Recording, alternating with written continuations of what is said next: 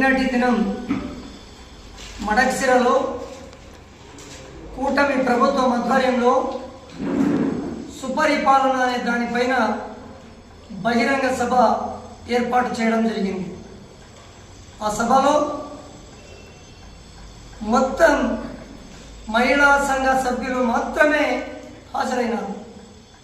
వారిని భయభ్రాంతులకు గురి చేసి అనిమేటర్ని తొలగిస్తాము అని ఆర్డర్ వేసి మీరు ఖచ్చితంగా ఒక విలేజ్కి ఇంతమంది తీసుకురావాలని కేవలం మహిళా సంఘాల వాళ్ళు మాత్రమే ఆ సభకు తరలించడం జరిగింది. అంటే అక్కడ ఎంఎస్ రాజు మాట్లాడుతూ మంచి పరిపాలన అని పదే పదే ప్రజల దగ్గర ఉపన్యాసం ఇవ్వడం జరిగింది.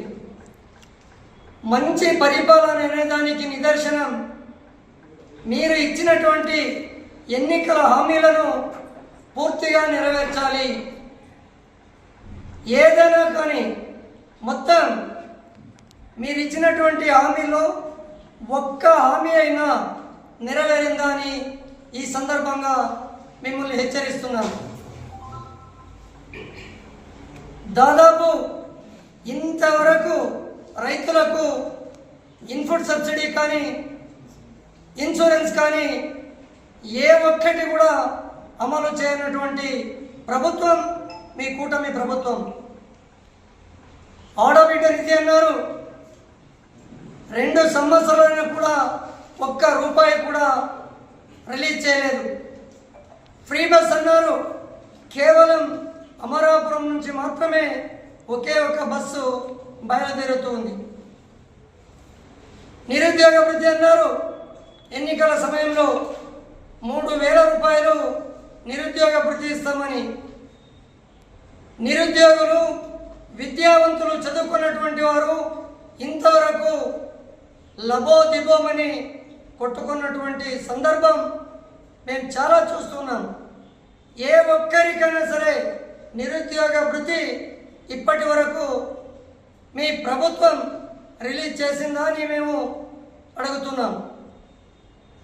అదేవిధంగా మహిళలకు 0 వడ్డీ కానీ మహిళా సంఘాలకు విరివిగా రుణాలు కానీ మంజూరు చేయనటువంటి దుర్మార్గమైనటువంటి ప్రభుత్వం మీ కూటమి ప్రభుత్వం అని ఈ సందర్భంగా హెచ్చరిస్తున్నాను. ఆ రోజు మన జగన్మోహన్ రెడ్డి సార్ గారు మహిళా సంఘాలకు 5 చెరువులకు పూర్తిగా నీళ్లు నింపినటువంటి ఘన చరిత్ర మన వైఎస్ఆర్ కాంగ్రెస్ పార్టీది. అయ్యా, చెరువులకు నీళ్లు నింపాలా అనే ఉద్దేశం ఉంటే ప్రాజెక్టులు ఏర్పాటు చేయి. రత్నగిరి వద్ద కానీ రాడపల్లి దగ్గర కానీ రిజర్వాయర్లు ఏర్పాటు చేస్తే చెరువులకు నీళ్లు వస్తాయి. నేను ఒకే మాట నీకు ప్రశ్నిస్తున్నాను.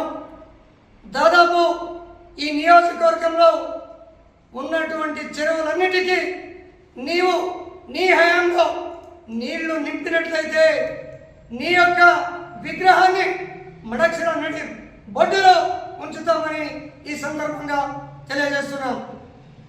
ఎందుకయ్యా మభ్య పెడుతున్నావు? ప్రజలను మోసం చేస్తున్నావు. ఎన్నికల సమయంలో మోసపోయినారు. ఇప్పుడు కూడా లేనిపోని కల్లిపల్లి మాటలు ఆడుతున్నావే. మొన్న సమావేశంలో పదే పదే నీ నోటి ద్వారా వస్తుంది. మీ నియోజకవర్గం సిగ్గు లేదా ఎంఎస్ రాజు? ఒక శాసన